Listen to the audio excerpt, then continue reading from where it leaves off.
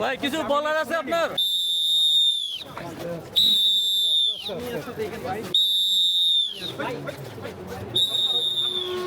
শাহবাগ থানার সন্ত্রাস বিরোধী আইনের মামলায় জনাব শওকত মাহমুদ, মহাসচিব জনতা পার্টি বাংলাদেশ, তাকে টিআরইউতে গত 28 জুলাই যে গণ্ডগোল হয়েছিল সেখানে যে 16 জনকে অ্যারেস্ট করে সন্ত্রাস বিরোধী আইনের মামলা আদালতে উপস্থাপন করা হয়েছে।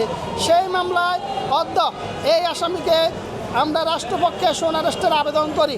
আসামি পক্ষ শোন অ্যারেস্ট না মঞ্জুরের প্রার্থনা করলে বিজ্ঞ আদালত উভয় পক্ষের বক্তব্য শ্রবণান্তে সন্তুষ্ট হয়ে আজকের এই সাবেক সাংবাদিক নেতা জনাব শওকত মাহমুদ সাহেবকে শোন অ্যারেস্টের আবেদন মঞ্জুর করে অত্র সন্ত্রাস বিরোধী আইনের মামলায় শোন অ্যারেস্ট দেখান।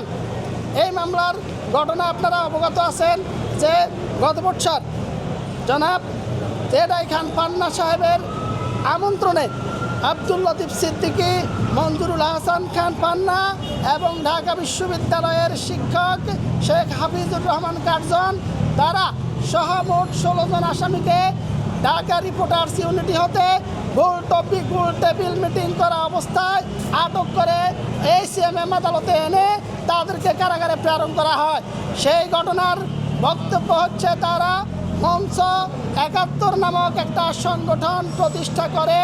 সেই সংগঠনটার জন্মদিন ছিল 5 আগস্ট 2025। যে 2024 সালের 5 আগস্ট ফ্যাসিস্ট হাসিনা বাংলাদেশ থেকে পালিয়ে গিয়েছে, পরের বছর সেই দিনে তারা এই মঞ্চ 71 গঠন করে।